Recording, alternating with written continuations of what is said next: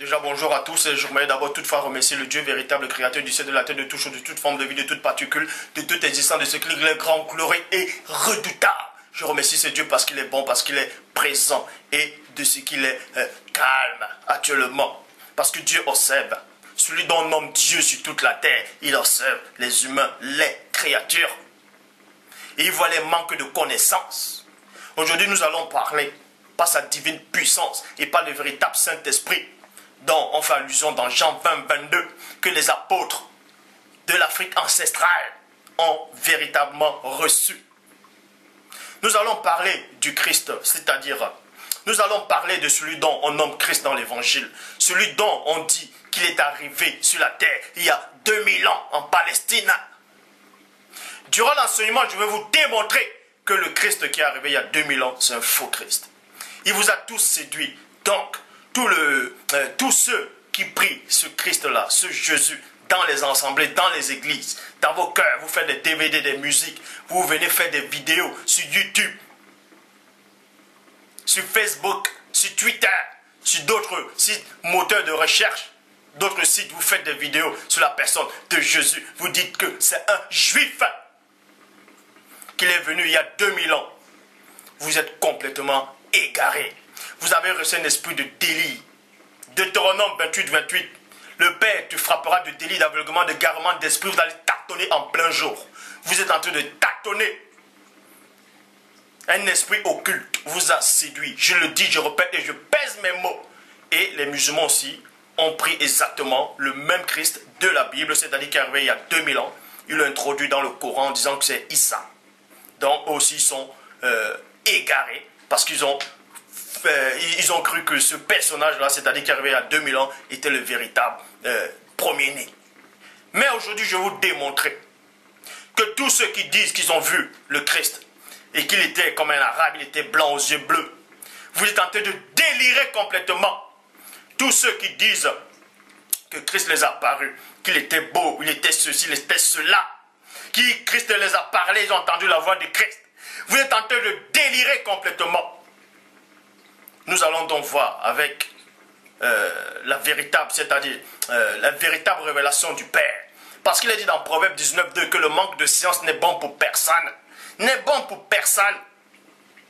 Mais la parole dit encore, dans Proverbe 25, 2, la gloire du Père est de cacher des choses. Et la gloire des rois est de sonder les choses. Dans tous ceux qui se sont autoproclamés chrétiens, pasteurs, révérends, bishops, maréchal, imams, scientifiques, archéologues, ou je ne sais quoi encore, ont essayé de sonder les mystères du Père et ils n'ont pas réussi.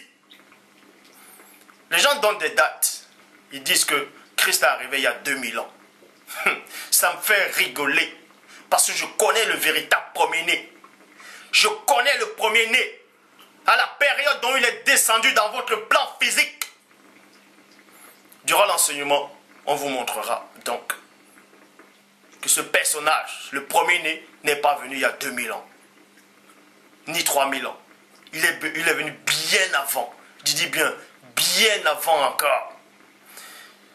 Parce que les scientifiques, les archéologues de ce monde, ceux qui font des recherches, des fouilles archéologiques, ils se basent sur les datations, sur, les carbone 14. Ils essaient d'examiner. Ils disent que non, il est apparu, comme je dis encore, je me répète, il y a 2000 ans. Et d'autres disent que l'univers, parce que la première tromperie déjà de l'homme, c'est-à-dire de ceux qui se disent scientifiques, c'est d'abord par rapport à la création du monde. Quand le scientifique dit que l'univers, votre monde, c'est-à-dire votre univers, que mon Père a créé par sa divine puissance, ils disent que l'univers est estimé à 13 à 15 milliards d'années. J'aimerais donc qu'on m'explique comment ils ont fait pour calculer que l'univers est apparu il y a 15 milliards d'années. Ils ont calculé ça comment? Puisque ceux qui croient à la Bible, ceux qui croient à l'Évangile, ceux qui croient à la Torah, vous ne devez pas ignorer qu'il est dit dans la Torah, dans Genèse chapitre 1 au verset 14, que le Père a créé le soleil, la lune et les étoiles pour marquer les temps, les circonstances, les époques, les années, les jours, dont le temps terrestre a existé dans Genèse chapitre 1 au verset 14. Or, dans Genèse chapitre 1, verset 1 à 13, le Père a créé les cieux et la terre, la mer, la faune et la flore. Le temps n'existait pas. Mais comment se fait-il que les scientifiques viennent, ils disent que le monde est estimé, c'est-à-dire l'univers est estimé à 15 milliards d'années. Ils estiment ça comment? Puisque le temps n'existait pas quand l'univers a été créé. Ça, c'est juste l'introduction. Maintenant, on va entrer dans le vif du sujet. Vous ne devez pas ignorer que celui dont on nomme Christ ici, là, qui est arrivé il y a 2000 ans, c'est-à-dire le Messie, le Sauveur, avant la venue de ce Christ il y a 2000 ans, il y avait déjà des sauveurs qui sont arrivés, qui ont fait exactement les mêmes miracles, qui sont nés pareils que lui, qui ont eu le même titre que lui. Pareil. Nous allons donc voir, durant tous ces sauveurs, qui est le vrai sauveur. Parce que vous savez qu'il y a plein de gens maintenant qui se disent inspirés, qui se disent hommes de Dieu, alors qu'ils ne connaissent même pas qui est Dieu. Qui ne connaissent même pas qui est Dieu. Ils disent qu'ils marchent en esprit. Ils ne connaissent même pas qui est, c'est quoi l'esprit. Ils disent que Satan, celui dont on nomme Satan, l'ancien jadis chérubin ouin, a envoyé des faux Christ pour contrecarrer les plans du vrai Christ qui devait arriver, pour s'aimer la zizanie. Nous allons donc voir. Parce qu'il est dit, je le dis encore, dans Jean 3, 11, nous disons ce que nous savons et on rend témoignage de ce qu'on a vu. Pour ça, je vais vous donner quelques noms de ces sauveurs qui sont arrivés bien avant le Christ, du christianisme, de celui soi-disant vous dites qu'il est arrivé il y a 2000 ans. Il y a Osiris. Osiris, c'est un sauveur dans l'Égypte, c'est-à-dire dans la mythologie égyptienne. Je vais employer le mot mythologie et je vais aussi dire dans l'Égypte antique. Il y a eu Osiris, il y a eu Horus. Osiris était le père d'Horus. Horus, c'est celui qui a la tête du faucon. Et ensuite, il y a eu Dionysos. C'était dans la Grèce antique. Et le culte de Dionysos était célébré encore au temps des Romains. Au temps des Romains, à la période du Christ biblique. Bref. Et ensuite, il y a Mithra. Mithra, qui était toujours le sauveur dans la Perse, dans l'empire perse antique. Et ensuite, il y a Attis. Attis, c'est dans l'Asie mineure. Ensuite, il y a Antonis, qui était en Syrie. Et ensuite, Bacchus, en Italie. En Italie, c'est-à-dire c'est un dieu romain. Il correspondait à Dionysos. Bref, c'est toujours des noms. De même que dans la mythologie grecque, dans la Grèce antique, il y avait Zeus. Et les Romains prennent toujours. Et Zeus, c'est-à-dire Zeus dans la mythologie grecque, est connu sous le nom romain Jupiter. De Jupiter. Est connu sous le nom romain de Jupiter. Vous voyez? Donc, c'est les mêmes divinités en fait qui reviennent, mais ils changent juste de nom. C'est pour ça que je dis que l'histoire a été troquée. Ils changent les noms des lieux de naissance. Et ensuite, il y a Krishna. Krishna, c'est un dieu en Inde. Il est bleu. Donc, on vous dit aussi c'est le sauveur. Il y a Bouddha. Il y a aussi l'histoire de Bouddha. D'autres disent que Bouddha, c'est un simple homme, c'est un prince. Mais pour ceux qui connaissent peut-être l'histoire de Bouddha, on vous dit Bouddha a eu 12 disciples. Il a fait comme le Christ, il a marché sur l'eau. Bref, on l'appelait le roi des rois, ainsi de suite. Et ensuite, il y a eu Horus. Comme je viens de citer Horus, c'était le fils d'Osiris. Horus aussi est né le 25 décembre d'une vierge. Et quand il était né, il est né dans une crèche aussi. Il y avait 3 rois qui sont allés le voir. 3 rois qui sont allés le voir. Mais en suivant une étoile, comme le Christ biblique, en suivant une étoile. Et cette histoire s'est produite bien avant la venue de ce Christ il y a 2000 ans. Donc, l'histoire d'Osiris, vous pouvez vous renseigner, a été écrite 5000 ans, je dis bien 1, 2, 3, 4, 5000 ans avant le christianisme.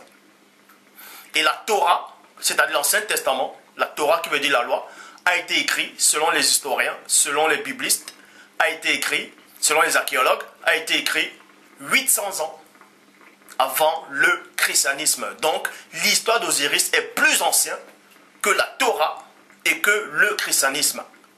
Vous voyez? Donc, et ensuite, il y a, comme je dis, Horus. Horus, il a fait exactement comme le Christ de la Bible. Il est entré avec, bref, on va lire. Il y a Prométhée. Prométhéo. Bon, nous allons donc commencer par rapport à Osiris. Osiris, dans l'Égypte antique, était considéré comme le sauveur, comme le fils et en même temps le père, c'est-à-dire le sauveur. Il a fait exactement les mêmes miracles que le Christ de la Bible. Il est bien arrivé avant le Christ, soi-disant qu'on dit qu'il est arrivé il y a 2000 ans. Osiris a eu un père. Vous voyez? A eu un père et une mère. La maman d'Osiris s'appelait Nout. C'était la déesse du ciel. Je dis bien, vous pouvez vérifier. La maman d'Osiris s'appelait Nout. C'était la déesse du ciel. C'est pour ça que les catholiques romains actuels et les catholiques babyloniens ici, ils disent que Marie est la mère de Dieu. Et ils dessinent Marie, c'est-à-dire la reine du ciel. Parce que cette histoire s'est déjà produite bien avant, des temps anciens. Donc, Osiris, fils de Nout, déesse du ciel, a engendré Osiris avec l'aide de Geb. Geb qui était le dieu de la terre. Donc, Geb est le papa d'Osiris. Maintenant, la maman d'Osiris trompait le papa d'Osiris avec le dieu lunaire, qui s'appelait Thoth. Thoth était le dieu lunaire dans l'Égypte antique. Il trompait, c'est-à-dire couchait avec la maman d'Osiris. Donc la maman d'Osiris commettait l'infidélité. Elle commettait l'infidélité. Donc elle trompait son mari, elle trompait le papa d'Osiris. Ensuite, nous allons aller chez Dionysos. Dans la Grèce antique, Dionysos était le fils de Zeus. Zeus, dont on fait même allusion à Zeus dans Actes des Apôtres. Quand Paul était avec son compagnon de service, il y a un miracle qui s'est produit. Les gens de la ville ont dit, voilà, Jupiter et Mercure. Parce que Mercure, c'est Hermès. C'est Hermès. C'est le messager des dieux. Et Jupiter, c'est Zeus dans la mythologie grecque. Et chez les Romains, on l'appelle Jupiter. Posez-vous la question pourquoi, soi-disant, vous dites les planètes existent, il y a 9 planètes, la plus grande planète c'est Jupiter. Posez-vous la question. Bref. Donc, Dionysos était le fils de Zeus et d'une martelle qui s'appelait Sémélé. Sémélé. Et on vous apprend que Dionysos, il couchait avec un jeune garçon. Donc il avait des rapports sexuels avec un homme. Parce que la Torah interdit cela dans Lévitique 18, 22. C'est une abomination. Mais ce sauveur-là, parce que Dionysos aussi était le dieu du vin, il a fait exactement les mêmes miracles que Christ. Bon, on disait en ce temps que c'était lui le Christ, parce que Christ, ça veut dire sauveur, si vous voulez. C'était le oint. Donc, on disait que c'était lui le Messie. Et ce Messie-là avait eu des rapports sexuels avec un garçon qui se nommait Ampélos. Donc, le mystère c'est quoi? C'est que Zeus a engendré Dionysos, c'est-à-dire Zeus a engendré le Messie, selon la mythologie grecque et romaine. C'est qui Zeus? Parce que selon les historiens, on vous dit que Zeus était Dieu le Père et Dionysos était le Christ. Nous allons donc voir l'origine de chacun. Zeus lui-même a eu des frères et des sœurs, si vous ne savez pas. Zeus a eu des frères et des sœurs. Et le papa de Zeus était connu sous le nom de Titan, c'est-à-dire de Chronos. Chronos est un titan. Et Chronos était le dieu du temps et de l'espace. Il représentait le temps. Et on vous apprenait que Titan mangeait et dévorait ses enfants. C'est pour ça qu'il est dit dans Nombre 13, à partir du verset 32. Quand les enfants d'Israël sont allés parcourir le pays, ils ont décrit ce pays, ils ont dit, c'est un pays qui dévore ses habitants. Nous avons vu des géants, les Aknaks, de la race des géants. Et nous étions à les yeux et à l'œil comme des sauterelles. Et dans le secret de livre d'Enoch, il est dit que ces géants-là dévoraient les humains. Donc, on vous apprend que le père de Zeus, c'était un titan et il dévorait ses enfants. Et le père de Zeus, c'est-à-dire Chronos lui-même, avait eu des frères et des sœurs.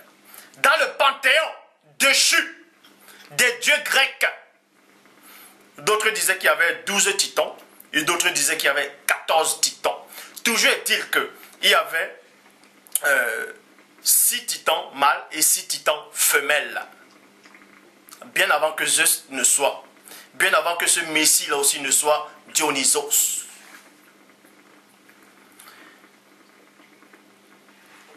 Et parmi les titans les plus puissants, c'est-à-dire le plus puissant des titans, mâle n'était pas celui qui représentait le temps. C'était Titan Océan. C'était Titan Océan. Et dans la mythologie grecque, Titan Océan, c'est lui qui engendrait les sirènes des eaux. Dont l'oncle de Zeus était le plus puissant des titans, de ses frères, de ses oncles. Et ces titans aussi ont eu une naissance. On les a aussi engendrés. Pour ceux qui ne savent pas. Et ensuite, on va aller chez Mitra. Mitra, c'est le fils d'Anaïta. C'est-à-dire de la déesse Ananita. Vous voyez? Mitra lui-même aussi, c'est dans la Perse antique.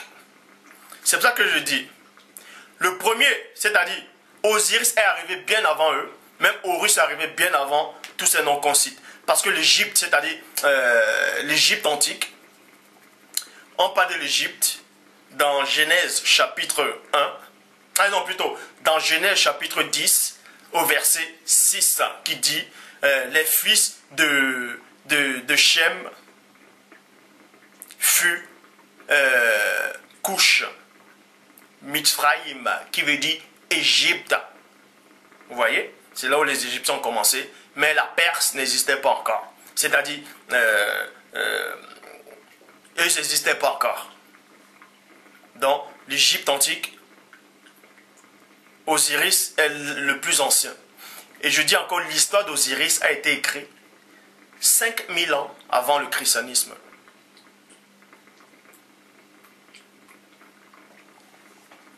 Et ensuite, il y avait Attis, c'est toujours un dieu sauveur, c'est toujours le Messie. Dans chaque civilisation, dans chaque époque, il représente un Messie, un sauveur, qui est né pareil, qui a fait exactement les mêmes miracles, qui est mort, qui a ressuscité le 3e jour, et qui reviendra juger les morts et les vivants. Qui a même eu le baptême d'eau, qui a eu 12 disciples, ainsi de suite. Mais c'est le nom qui change. Il y a Attis, c'est en Asie mineure. Et ensuite, il y a Andonis, c'est en Syrie. Andonis, c'est un mortel, couché avec Aphrodite, la déesse de l'amour, fille de Zeus et de Dionée. L'une des filles d'Océan. Donc, vous comprenez quoi? Que Zeus a eu des rapports sexuels avec l'une des filles d'Océan, c'est-à-dire avec sa cousine. Parce que Océan, c'est le titan Océan qui est le frère du papa de Zeus. Donc, l'inceste était déjà là. Ensuite, il y a Bacchus, c'est en Italie. L'Italie, c'est-à-dire c'est le dieu romain qui correspondait à Dionysos. C'est le dieu du vin et de l'ivresse, de la débauche sexuelle. Donc, c'est le tel dont Bacchus, c'était le dieu du désordre, de la perversion sexuelle. Vous voyez, il était tout le temps bourré. Ensuite, il y a Krishna. Krishna, c'est celui qui est bleu en Inde. En Inde, il y a plusieurs divinités. Plusieurs divinités. il y a Kali, Shiva, Brahma, Vishnu, Ganesh, ainsi de suite. Mais la divinité suprême en Inde, pour ceux qui ne savent pas, ce n'est pas Kali, ce n'est pas Vishnu, c'est Brahma. C'est Brahma qui est la divinité suprême en Inde. Et selon la mythologie hindoue, Brahma, ce sont les manifestations, c'est-à-dire tous les autres dieux, ce sont ces manifestations en fait. Ce sont ces manifestations. Et ensuite, il y a Bouddha. D'autres disent que Bouddha, c'était un prince, c'était un simple homme qui a connu l'éveil. Il était illuminé. Mais si vous connaissez réellement l'histoire de Bouddha, déjà premièrement, vous apprenez que les anciens manuscrits de Bouddha, Bouddha était un noir. Mais ils l'ont peint en blanc. Mais Bouddha était un noir dans les anciens manuscrits. Et les bouddhistes le savent. Les bouddhistes le savent. Bref. Donc Bouddha aussi a eu 12 disciples. Il a marché sur l'eau. On l'appelait le roi des rois. Exactement comme le Christ. Il a fait les miracles comme le Christ. Et ensuite il y a Prométhée. Donc là, ce sont des sauveurs, ce sont des messies, des Christ qui sont arrivés, c'est-à-dire que j'ai annoncé. C'est-à-dire que je donne, parce qu'il y en a plusieurs encore dans d'autres civilisations, mais je vais m'arrêter là pour l'instant. Donc, Osiris, l'histoire d'Osiris a été écrite 5000 ans avant le christianisme. Et la Torah a été écrite 800 ans avant le christianisme. Donc, l'histoire d'Osiris est plus ancienne que le Christ de la Bible, c'est-à-dire de celui qui est arrivé il y a 2000 ans, et de Moïse lui-même. Donc, parce que Paul t'a dit ne méprisez pas les prophéties, examinez toutes choses et retenez ce qui est bon. On va donc parler d'Osiris, de Dionysos, tout ça. En parlant d'Osiris et Dionysos, il est Dieu. C'est un Dieu fait chair. Le sauveur et fils de Dieu. 2. Son père est Dieu et sa mère est une vierge mortelle. 3. Il est né dans une grotte le 25 décembre devant 3 bergers. 4. Il meurt à la Pâque en sacrifice pour les péchés du monde. 5. Il donne à ses fidèles l'opportunité de renaître au moyen d'un baptême. 6. Il tourne miraculeusement l'eau en vin à une cérémonie de mariage. Vous pouvez aussi voir ça dans Jean 2. 7. Il entre triomphalement dans une ville monté sur un âne, tandis que le peuple agitait des feuilles de palme pour l'honorer. Des feuilles de palme, dans la Bible c'est écrit les feuilles de rameau. Pour l'honorer. 8. Après sa mort, il descend aux enfers. Puis, le 3e jour, il ressuscite des morts et monte au ciel plein de gloire. 9. Ses disciples attendent son retour en tant que juge au jugement dernier. Donc, vous voyez que avant le Christ qui est arrivé il y a 2000 ans, il y a eu des messies, il y a eu des sauveurs. Ils ont fait exactement comme lui. Donc, on va donc voir qui c'est qui est le vrai Messie, qui c'est qui est le vrai Christ. Pour ça, je vous exalte. Je sais que cette vidéo aussi va déstabiliser plein d'entre vous. D'autres vont se remettre en question. D'autres peut-être vont dire, qu'est-ce que je suis en train de raconter? Que je suis en train de délirer. Libre à vous de penser que je suis en train de délirer. Mais je vous le dis, c'est vous qui êtes en train de délirer. Le Christ que vous adorez là, c'est un faux Christ, je vous le dis. Vous avez embrassé un faux Christ. Donc quand vous allez tous mourir, vous allez aller dormir dans le séjour des morts. Et vous serez jugés à la fin des temps, non pas pour la foi que vous avez eue, mais pour vos œuvres. Et je plains vos œuvres. Pour ça, on va aller dans Matthieu 24, au verset 5. Matthieu 24, au verset 5. Vous allez avoir une révélation aujourd'hui. Vous allez comprendre les mystères cachés du Père. Matthieu 24, verset 5 qui dit, car plusieurs, c'est la personne du premier-né qui parle dans la Bible. Car plusieurs viendront. On a déjà montré ces plusieurs. Mais la parole dit ici que plusieurs viendront. Viendront, c'est quoi? C'est dans le futur, ce n'est pas dans le passé. Il n'a pas dit plusieurs sont venus, mais plusieurs viendront dans le futur. Vous pouvez taper la conjugaison, vous pouvez taper le grammaire, vous pouvez aller, définition, viendront, c'est quoi? On va te dire c'est dans le futur et non dans le passé. Plusieurs viendront et non sont venus. Sous mon nom, disant, c'est moi qui suis le Christ. Il n'a pas dit c'est moi qui suis Jésus ou c'est moi qui suis Yehoshua, mais c'est moi qui suis le Christ. Point. Et ils se diront beaucoup de gens. Point. Donc, la personne du premier-né met l'accent, il dit ici, parce qu'il est bien placé, que quiconque dans l'histoire de la création, quand il parle, parce que ses paroles sont esprit et vie. Et la personne du premier-né dit, car plusieurs viendront, et non plusieurs sont déjà venus. Mais plusieurs viendront, c'est dans le futur. Donc il disait qu'il y aura plusieurs faux Christ qui vont venir, qui vont faire des miracles, ils vont séduire beaucoup de gens. Je vais aller dans la Bible second 21 qui dit, en effet, beaucoup viendront. En effet, beaucoup viendront sous mon nom et diront deux points, c'est moi qui suis le Messie. Et ils tromperont beaucoup de gens. Matthieu 24, 24 dit, car il se lèvera, c'est dans le futur, et non il s'est levé. Et on sait que l'histoire d'Horus a été écrite 5000 ans avant le christianisme, donc avant votre Jésus que vous adorez là.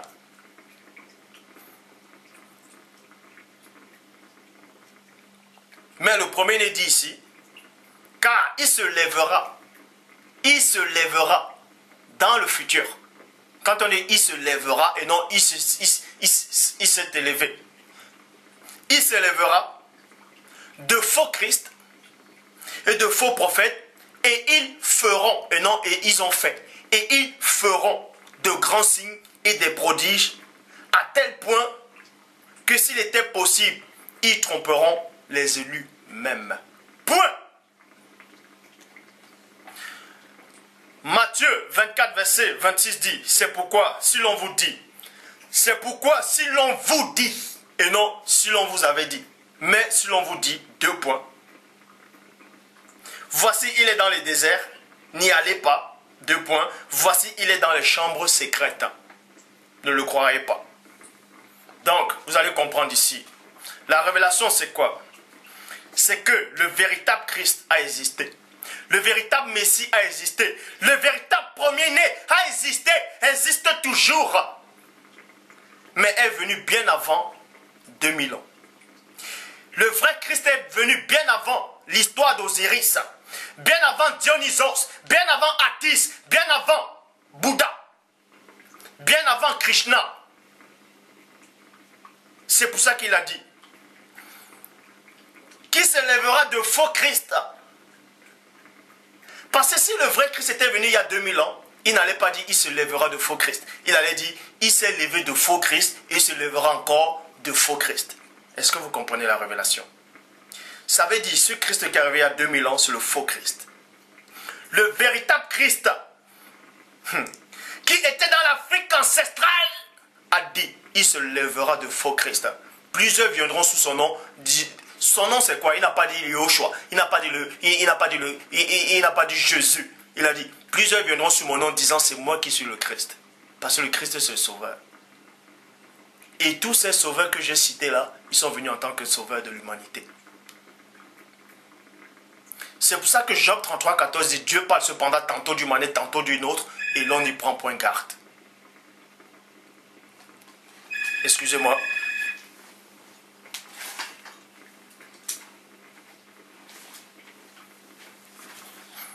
Donc, c'est pour ça que j'ai dit, Job 33, 14, que le Père parle cependant tantôt d'une manière, tantôt d'une autre, et l'on n'y prend point garde. Si c'était le vrai Christ qui est arrivé, il y a 2000 ans, il n'allait jamais dire, je le répète encore, que il s'élèvera de faux Christ.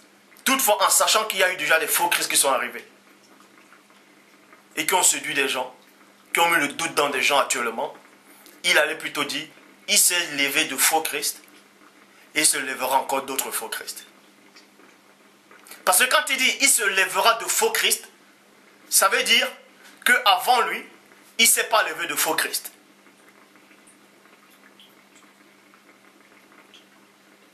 De même que je dis, il se lèvera de faux Zulula. Ça veut dire qu'avant moi, il n'y a pas eu de Zulula. Mais c'est après moi qu'il y aura des faux Zulula. C'est ce que Christ dit. Il se lèvera de faux Christ et de faux prophètes.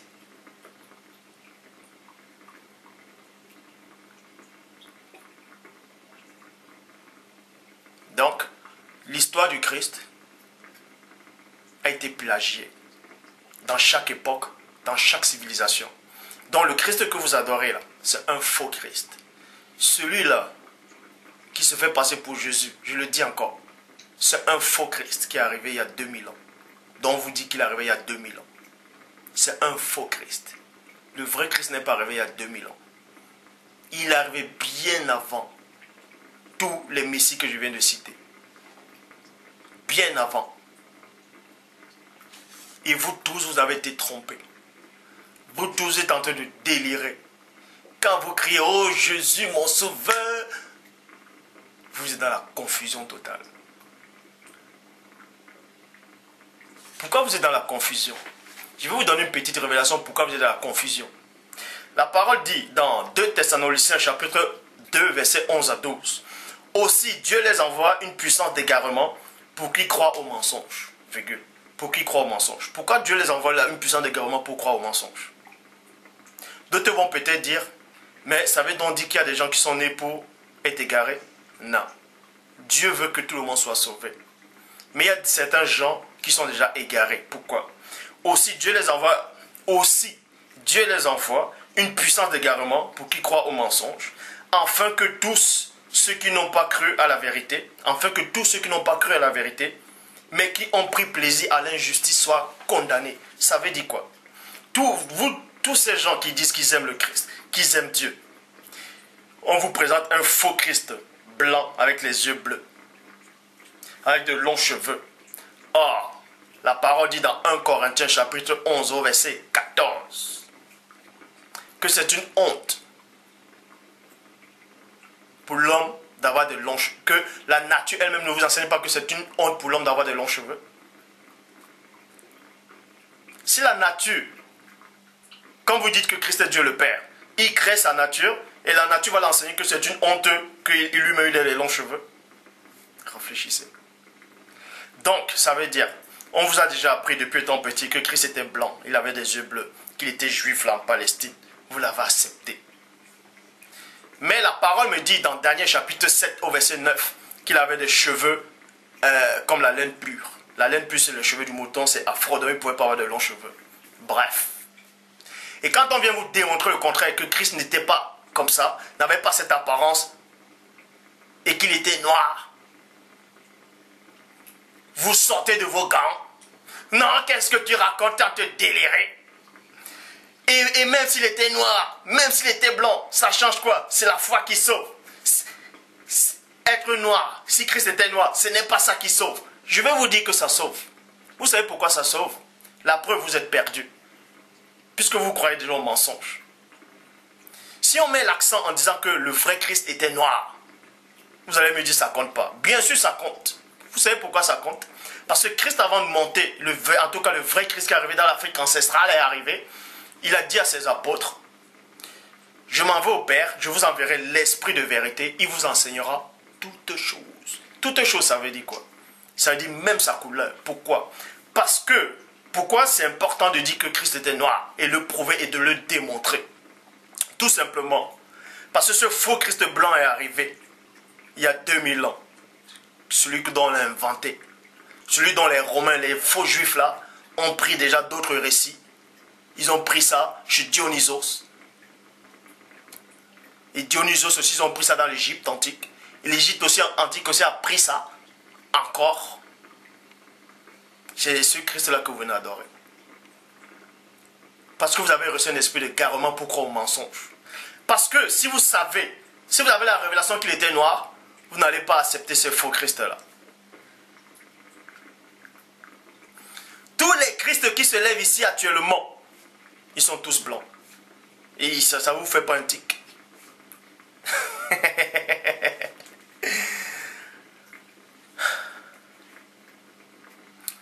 Vous allez me dire, si Christ était blanc, un noir, ça compte quoi? Est-ce que ça sauve? Mais, puisque vous ne croyez pas qu'il était noir, vous êtes perdu. Puisque vous avez cru à un autre Christ, vous avez cru à un autre Christ, à un faux Christ, qui est arrivé il y a 2000 ans. Blanc. Depuis quand Christ est blanc? Depuis quand Christ est arabe? Depuis quand? Puisque la parole me dit, dans Genèse, chapitre 10, au verset 6, que les fils de Cham furent Couche. Donc le premier fils de Cham était Couche, se nommait Couche. Le deuxième c'était Mifraïm et l'autre c'était Pont. Et le quatrième c'était Canaan. Et selon vos faux historiens, ces racistes, ils disent que Noé a maudit Canaan et les Noirs ont apparu. Alors que le grand frère de Canaan était déjà noir, connu sous le nom de Couche. Couche ça veut dire Éthiopie. Vous pouvez vérifier dans Jérémie chapitre 13, au verset 23. Il est dit, je vais vous donner 3 versions des Bibles. Vous pouvez aller dans 8 secondes, 1910. Jérémie chapitre 13, verset 23. Un Éthiopien, c'est-à-dire un Couchite, peut-il changer la couleur de sa peau? Un léopard, c'est tache. Maintenant, vous allez sur Internet, vous tapez sur moteur de recherche, vous tapez la Bible, traduction écuménique de la Bible d'Aube. Toujours dans Jérémie chapitre 13 au verset 23 qui dit, un noir peut-il changer la couleur de sa peau? En parlant toujours de couche. Et Bible du rabbinat et la Bible de rabbinat, Zakant Khan dit, un nègre peut-il changer la couleur de sa peau? Dans Jérémie 13, 23. Donc on vous apprend que le premier fils de Cham était noir.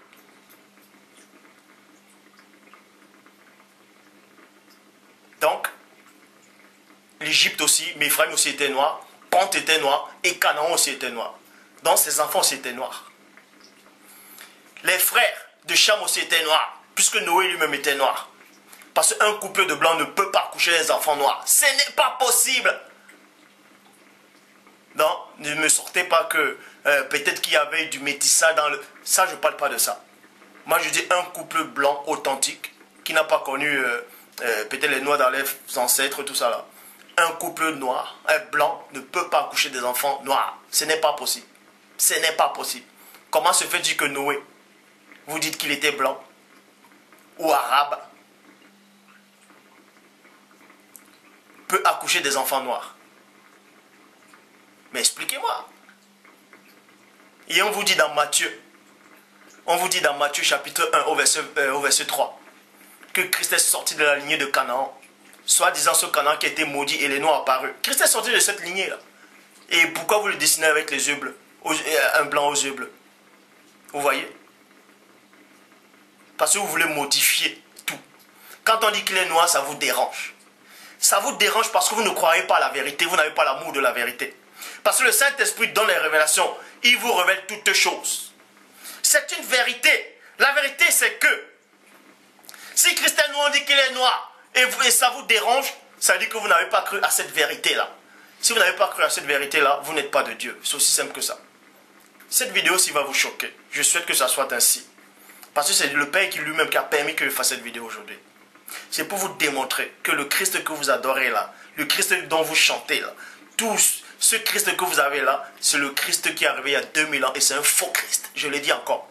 Donc tous ceux-là qui font des vidéos sur Internet là, en disant Jésus est arrivé il y a 2000 ans. Le vrai Christ, je vous le dis, de l'Afrique ancestrale, va s'occuper de vous à la fin des temps. Le vrai Christ qui a souffert va s'occuper de vous. Je le répète encore, Matthieu 24, 24. Il se lèvera, c'est dans le futur. Or, les autres Christ sont arrivés dans le passé. Parce que Christ allait dire, ils se sont élevés dans le passé, ils se lèveront encore dans le futur. Donc, quand il disait, il se lèvera, il était dans un point, il était le seul Christ qui était venu sur terre. Et il dit maintenant, après lui, il y aura d'autres Christ. Et non avant lui. Et si l'histoire d'Osiris a été écrite 5000 ans avant le Christ de 2000 ans, si l'histoire d'Osiris a été écrite il y a 5000 ans, 5000 ans,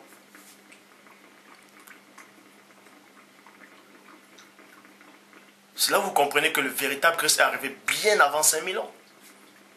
Même plus de 10 000 ans. Vous allez me dire, mais c'est quoi ces dates-là? Donc, tous ceux qui font des vidéos sur YouTube, là, vous venez témoigner sur un Jésus que vous ne connaissez même pas. Sur un faux Jésus blanc, arabe ou juif ou je ne sais quoi encore. Vous venez témoigner, Jésus m'a sauvé. Le vrai Christ va s'occuper de vous. Le vrai Christ va s'occuper de vous.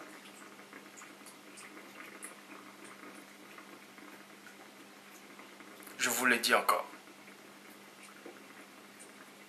Donc, je le répète, toutes les religions qui sont dans le monde ont été plagiées dans l'Afrique ancestrale. Vous allez me dire, non, Dieu n'est pas noir. Est-ce que je vous ai dit que Dieu est noir? Mais Dieu dit néanmoins, dans Genèse chapitre 1, verset 26, dans certaines traductions, faisons l'homme à notre image. Il a fait l'homme noir. Pourquoi? Pourquoi? Et quand vous lisez dans Jean chapitre 1, verset 12, il est dit quoi? Plutôt dans Jean chapitre 1, verset 11, il est dit quoi? Il est venu chez les siens, et les siens ne l'ont point reçu. Le Christ est venu chez les siens. Les siens, c'est quoi? Le mot sien, ça veut dire quoi? Les siens, c'est quoi?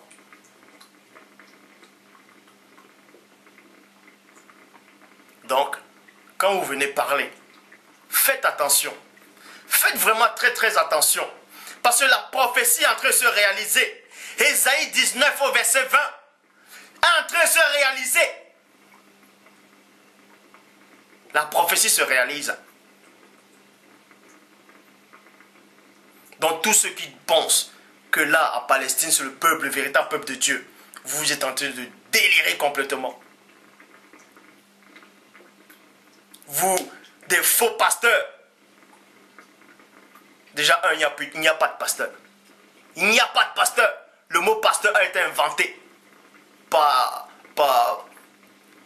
ceux qui ont copié le véritable histoire du Christ, de l'Afrique ancestrale. Vous venez faire des vidéos, vous racontez, non, Jérusalem est en train d'être investi, ça veut dire que Christ est proche. Mais il est proche où? Il est proche quand? La parole, si vous lisez bien la parole dit quoi? Je rassemblerai toutes les nations contre Jérusalem. Toutes les nations. Là, à Jérusalem, là. Est-ce que toutes les nations sont contre Jérusalem? La France est avec Jérusalem. Ce sont des nations. L'Amérique est avec Jérusalem. Mais la parole me dit que je rassemblerai toutes les nations. Toutes les nations ne sont pas contre Jérusalem. Donc, vos prophéties là,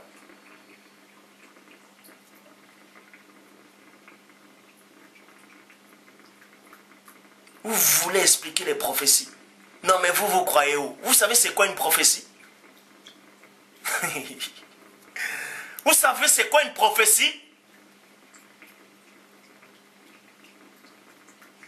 Donc, faites attention. Quand vous venez, vous lisez la Bible déjà même qui a été plagiée dans l'histoire, c'est-à-dire l'histoire de la Bible. Je dis, je répète, je pèse mes mots. Vous pouvez dire que c'est en train de délirer, c'est votre problème. De Genèse à Apocalypse, c'est l'histoire des Noirs, je le dis. Et je le revendique encore.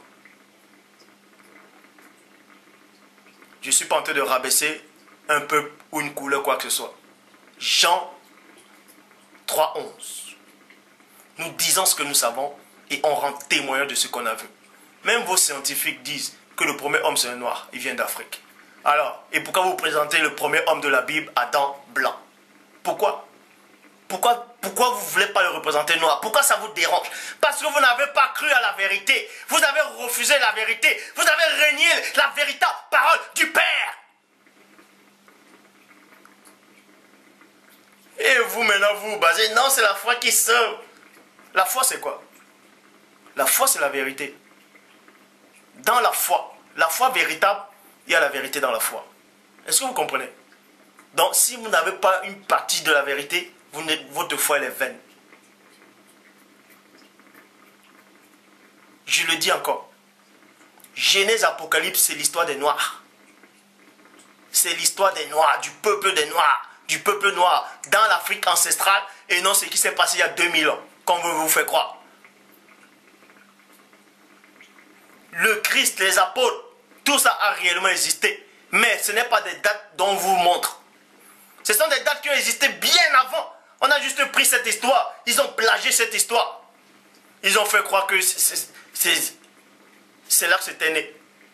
Je vous ai démontré que Shinéa, c'est-à-dire Babylone, se trouvait dans l'Afrique ancestrale. Et vous dites que ce n'est pas en Afrique. Les archéologues, les faux juifs viennent vous montrer le contraire. Et vous acceptez. Parce que vous n'avez pas cru à la vérité. Vous n'avez pas l'amour de la vérité.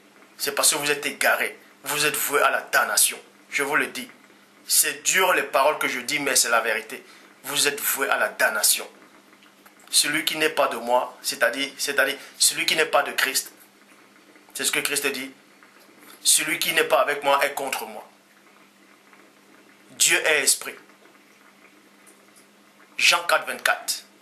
Et dans le verset 23, il est dit, tous ceux qui c'est-à-dire les vrais adorateurs adoreront le Père en esprit et en vérité. La vérité, c'est quoi? Vous n'allez pas accepter une vérité et refuser l'autre vérité et la modifier. En modifiant la couleur du Christ, vous êtes complètement contre le Père. Parce que Dieu lui-même sait pourquoi il a créé le premier homme noir. Que cela vous dérange ou pas, c'est votre problème. Dieu est tout puissant, il sait pourquoi il a créé l'homme noir en premier. Il sait pourquoi. Alors, vous voulez changer ça, pourquoi? Pourquoi vous voulez changer ça? Pourquoi ça vous dérange quand on vous dit Christ est noir ou les apôtres sont noirs? Pourquoi ça vous ronge? Alors que depuis étant petit, les missionnaires sont allés en Afrique, ils ont dit Christ était blanc avec les yeux bleus, les noirs ont accepté, ils ont néanmoins adoré. Mais quand on vous dit le contraire, ça vous dérange. Parce que vous n'avez pas la vérité en vous. Vous n'avez pas l'amour de la vérité. Celui qui est de Dieu, même si on le démontre que Christ était un Chinois, ça ne va même pas le déranger. Ça ne le dérangera pas. Celui à qui ça dérange, c'est parce qu'il n'est pas de Dieu. C'est comme ça et ce n'est pas autrement. C'est comme ça et ce n'est pas autrement. C'est comme ça et ce n'est pas autrement. Donc posez-vous la question. C'est la raison pour laquelle vous êtes tout le temps troublé. Parce que ce faux Christ blanc qui est arrivé il y a 2000 ans vous a troublé. Il vous a séduit. Vous a fait croire que c'était lui que le Père envoyé.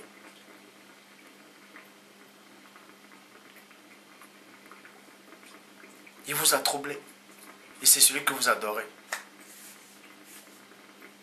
Vous n'avez même pas la jugeote de réfléchir. Et les musulmans aussi viennent, ils prennent tous le même Christ qu'il y avait il y a 2000 ans, ils le mettent dans le Coran, ils disent que c'est Issa. Tous sont trompés. Vous tous vous êtes trompés. Je vous le dis encore. Vous allez tous mourir. Vous allez tous mourir. Vous allez dormir, vous allez partir dans le séjour des morts. Et vous allez ressusciter à un jour que personne ne connaît. Je dis bien, à un jour comme ça que personne ne connaît. Vous passerez devant le jugement, devant le trône. Non pas pour votre foi, mais pour vos œuvres. Parce qu'il est dit, mon juste vivra par la foi. Le véritable Christ, c'est-à-dire le véritable premier-né dit, mon juste vivra par la foi. Celui qui est juste, c'est quoi? C'est celui qui pratique la vérité. C'est celui qui est droit devant le Père. Il aime la vérité. Et la vérité ne le trouble pas. Il dit, mon juste vivra par la foi et non par les œuvres. Dans tous ceux que la vérité dérange, vous serez jugé par vos œuvres.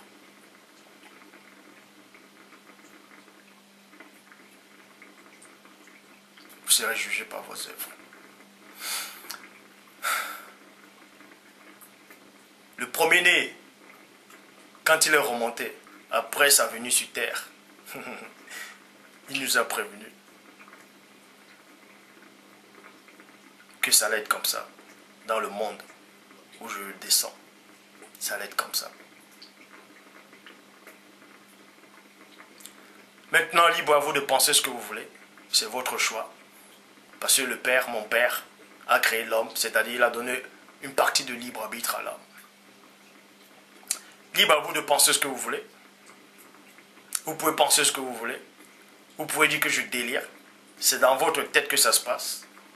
Parce que quand vous dites que je délire, d'autres gens diront toujours, d'autres gens aussi disent le contraire. Ils disent que Dieu m'a véritablement envoyé. Donc, c'est pour vous montrer que vous pouvez penser ce que vous voulez. C'est votre problème. Mais moi, je sais une chose. Tant que vous n'avez pas encore atteint un degré de conscience absolu qui surpasse l'attendement humain, même l'attendement angélique, vous serez toujours trompé. Vous serez toujours trompé. Vous serez toujours trompé.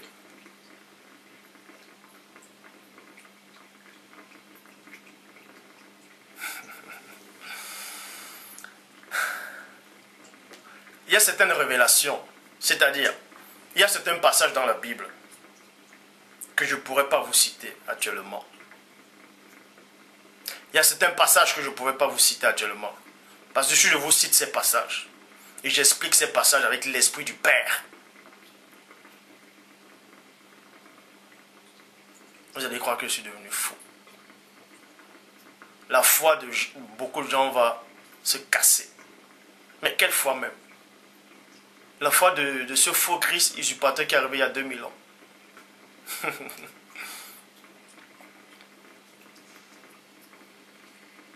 Donc je vous laisse donc digérer cette vidéo. Il y a certaines choses par rapport à la couleur que je ne pourrais pas dire pour l'instant. Donc je vous donne un verset pour méditer. Pourquoi je ne peux pas dire certaines choses par rapport à la couleur? Pourquoi Dieu a choisi la couleur noire? Pourquoi Dieu a choisi la couleur noire? Pourquoi Dieu a créé la couleur noire en premier? Mais je vous donne néanmoins un verset pour méditer. Jean chapitre 16 au verset 12. Jean chapitre 16 au verset 12. Méditez bien sur ça d'abord.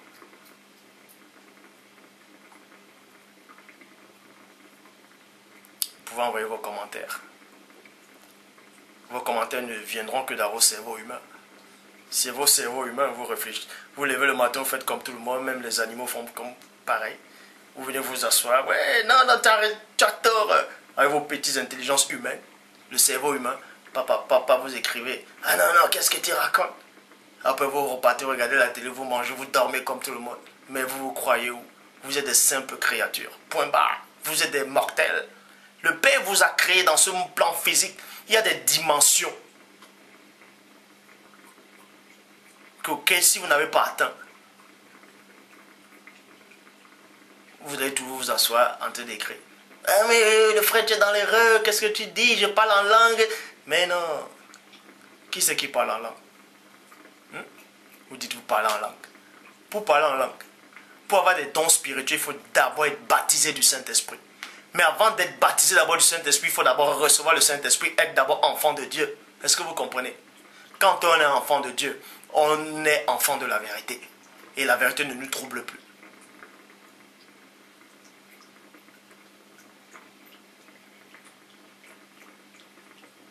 Vous allez me dire alors, qui a donc tué le Christ? Si le Christ n'est pas venu il y a 2000 ans là. Il y a aussi des documents qui attestent que les Romains étaient aussi dans l'Afrique. Bref, pour l'instant je vais m'arrêter là. Et la prochaine vidéo, ça va être... oui, la prochaine vidéo, je vais parler de l'esprit, l'âme et le corps. Comment fusionner les trois êtres.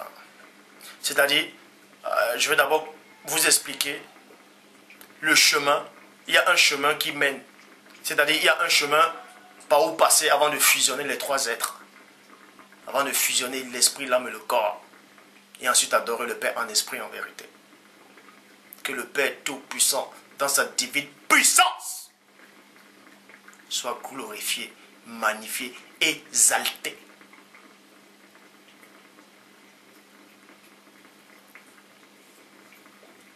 Et je te remercie aussi, toi, premier-né,